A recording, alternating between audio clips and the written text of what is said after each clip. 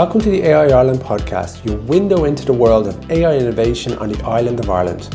Join us as we explore how AI is harnessed to tackle both business and societal challenges, revealing the cutting-edge solutions emerging from this vibrant AI community. Don't forget to subscribe for the latest updates and insights in the world of AI. Hi everybody, it's Mark Kelly, founder and CEO of AI Ireland. I hope you're well wherever you are in the world today. Today I'm very happy to have Gerard Quinn. Gerard Quinn is the Vice President of IT, Innovation and Informatics at ICON. Gerard, thank you very much for joining us on the show today. Yeah, thank you very much for the time, Mark. Gerard, for people that might necessarily know ICON, tell us a little bit about what ICON is, does, and scale. Yeah, so we're a clinical research organization founded in Ireland. We're a global enterprise now. And basically, we work with all of the large pharmaceutical firms and biotech firms around the globe to assist in the execution of their clinical trials. So they would be doing a clinical trial on a new product to bring to patients, and they would come to us to assist on running the execution of that trial. And that can be in a myriad of flavors where they could outsource the entire trial to us, or they come to us for particular capabilities or skills that we would have in house. So it's a very much a blended mix. And at times we would basically provide staff who would basically be contracted into their organizations to assist those pharmaceutical or biotech firms to run their own trials. So it's very much a blended mix of services. We are 42,000 staff strong globally. We've offices nearly in every country in the world at this stage. So from a company that was founded in Dundrum, Sandyford region to now be a true global enterprise is a significant achievement. And we doubled in size there back in 2021 when we acquired PRA Life Sciences, who are equivalent size to ourselves. And that sort of expanded our global footprint around the globe to areas where we would have had a lighter presence. So now we're very much, if you look at the various services provided within the clinical research industry, we are either number one or number two against our competition. It's a great story.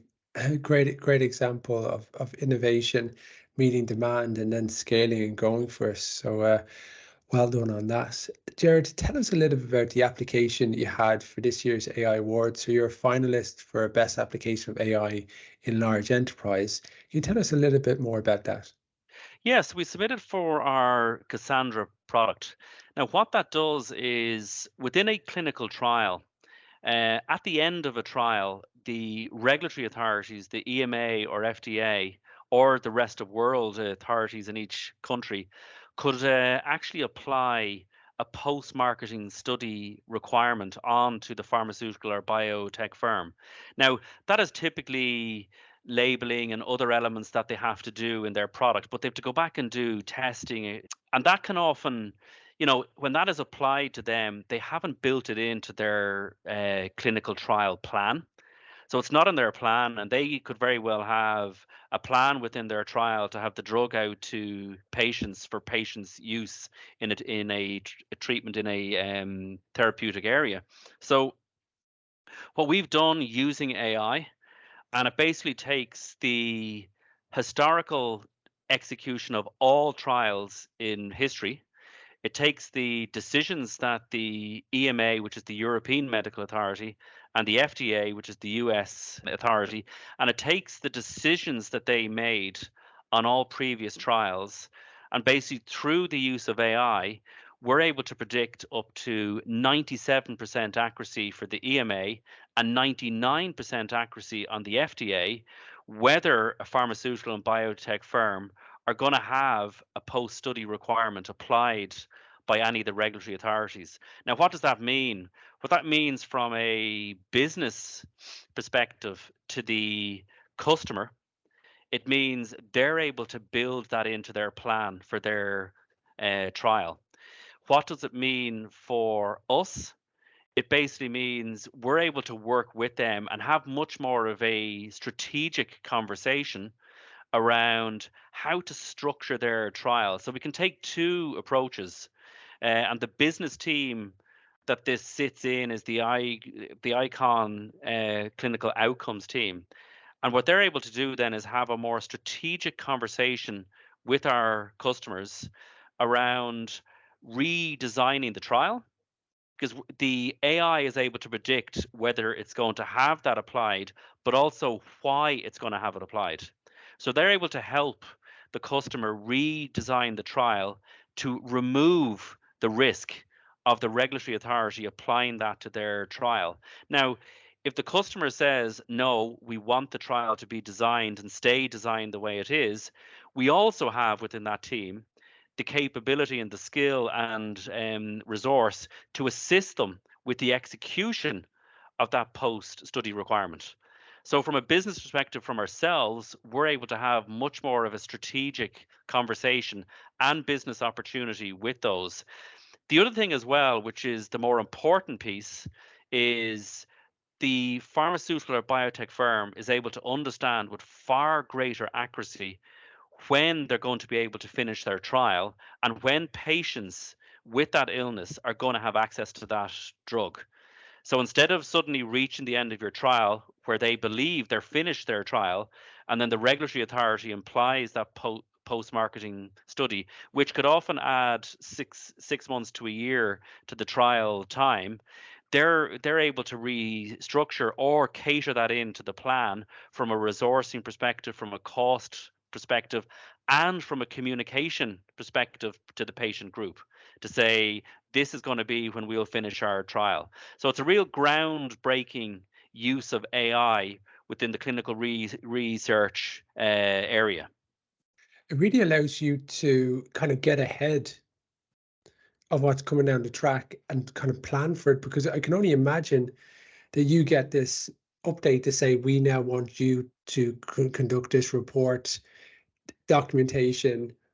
And if you're on the caught in the hop on that, you have to reallocate different resources. You have to kind of really come at it in a kind of reactive way, which is going to be very, very challenging for a business. But if you can actually foresee this and let people know what's expected, it just brings a lot more certainty and planning, and also be able to optimize the resources that people are working on.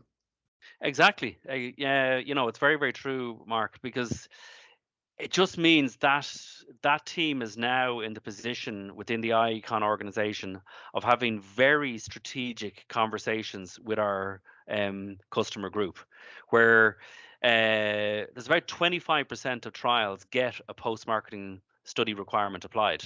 So you can imagine a quarter of all trials that are executed have that risk where they could have that applied at the end of the trial.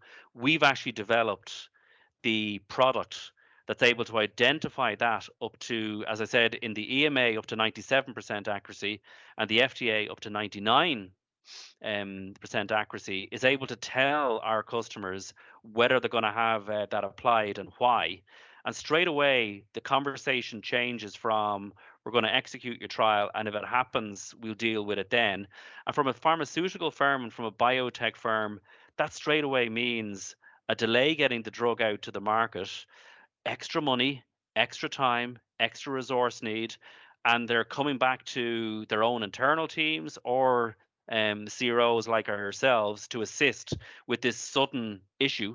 Instead, we're able to be right up front in the design phase of the trial and say, the way you've designed your trial, you will have a post-marketing study applied to this trial, and means we're able to work with them to either alter the design of the trial that allows them to remove that risk, or accept the risk because that's the way they want the trial executed.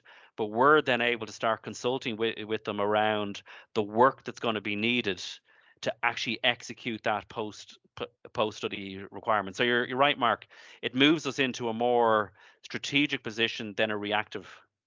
Yeah, and then you got the patient who's taken it, and it's better inside for the patient as well. You can only imagine what they're feeling as well. So if you could just go into a little bit, so that was kind of the problem definition and kind of sharing about some of the impact within that, and within the solution and the kind of underlying tech. Is there kind of a mixture of different AI that you're using within that? I'm guessing there's a generative AI element There's to that not as actually a well. generative AI with in it. Um, we're using fairly standard set of capabilities and technologies. We have a number of data scientists who've worked on it. We've a data engineer who's worked on it.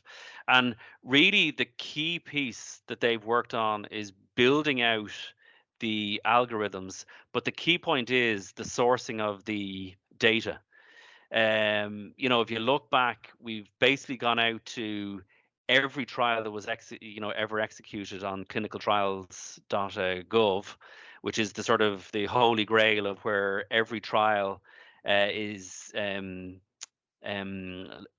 listed. And we also then have the rulings that came out from EMA and FDA. So there's all of that data that we've had to bring in and clean before we start training the models that we've built um, using Python. And basically, those models then are built, and we have a user interface then that wraps around that, which basically allows users interact with it, but then get the outcomes to it. The application itself is not something we supply to our customers for their use. It's very much we would use that when we're working with them on their design of their trial. And we basically provide them the outcomes, but then a more strategic faced report. And the team that work with me, the data scientists and the data engineers and the business analysts, work very closely and hand in hand with the business. Because the key thing here is we've developed a business product for the business to use with our customers. So we've worked very closely with them in making sure there's one thing on applying tech and having something technically great. It may not be something that a business member on our team can actually consume and use. So we've been very closely linked with them in making sure that the technology that we apply is giving them a solution, one, that they're able to use, and two, that the outcomes from that AI make an awful lot of sense. Yeah, and I think it's a very, very good point. And this year reviewing the applications, and I've reviewed 500 over the last 5 years, is that rather than using AI to chase a problem, you're closely aligning with business outcomes that are driving the business. So those metrics, if they're up or down, there's a significant outcome that everyone's going to be happy with. So defining that problem can take quite a bit of time, but understanding that it's a meaningful problem worth solving is very, very relevant for everybody, because if you have people working on a problem and it doesn't need to be solved, it's actually just a complete waste of time, because the business leaders are kind of like going, doesn't really solve my problem. It's kind of a nice party trick. Exactly. But when you get the buy-in then from the business, they want more. They want more of those outcomes, and you're impacting them because they're going to be time poor. They're going to need help and assistance to do their job, because people are now under more stress and strain than ever before in terms of being productive in their work. So this is very, very helpful within that. Looking to the future, Gerard, where will you hope to go, or any additional type of insights in terms of where that's going to? Um, well, the Cassandra product will probably further evolve to sort of consume more real world evidence and drive up that accuracy higher.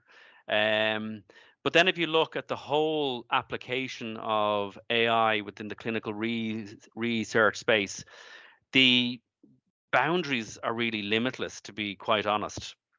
You can go from the regulatory affairs space to the clinical operations and execution of trials. And if you look at where AI can add value, there's a lot of what's done in the execution of a clinical trial that is still very, very manual and involves a lot of people. Um, and a lot of people that require a lot of technical business skills and scientific skills. And what we're looking to do, and we've started to do, and we've a strategy mapped out for what we're going to do. It's very much applying AI where we can truly address business challenges and add business value.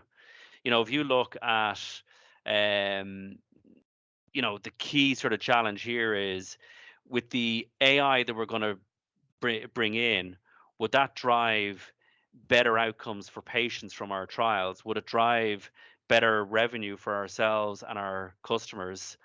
And very much you're looking and always working with the business on business problems that they have. But you can see where AI can drive a lot of automation into clinical trial processes, where today they're very heavily human focused, where AI can do an awful lot of that.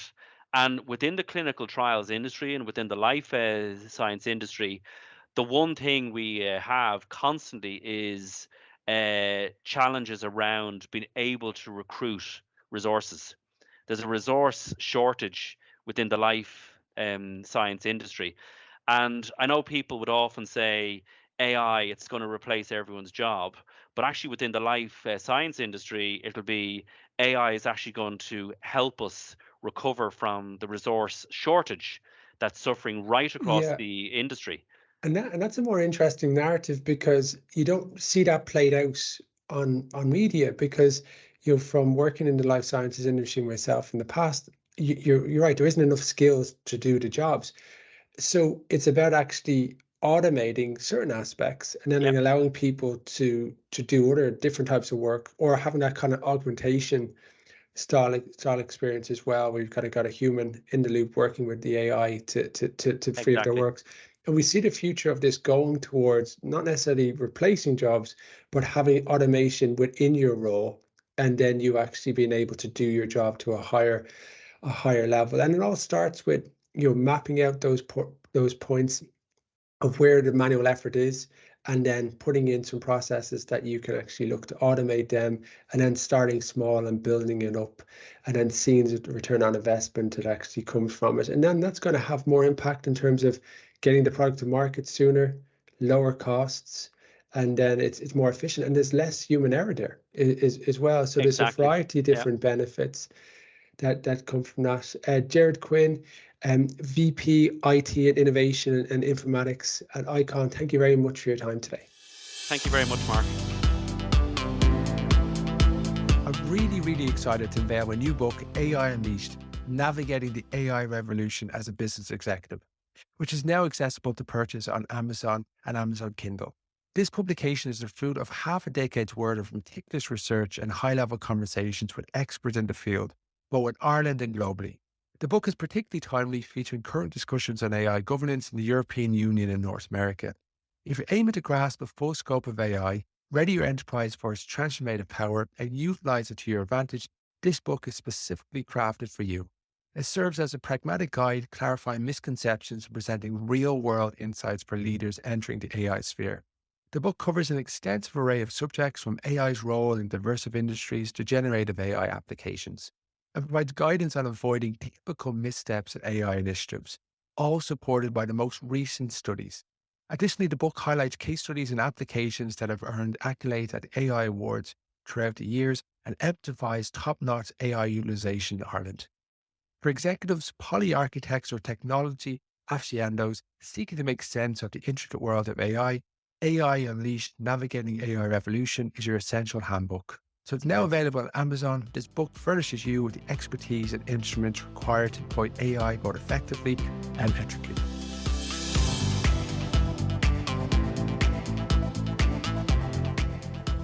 Join us at the AI Ireland Awards 2023, presented by principal sponsor Microsoft, on the 21st November at the Gibson Hotel, Dublin 1.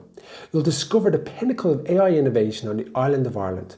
The AI Ireland Awards 2023 ceremony, proudly presented by principal sponsor Microsoft, celebrates excellence in data science, machine learning and artificial intelligence, showcasing AI applications across multiple industries and AI for social good. Get your tickets at Eventbrite or AIireland.ie.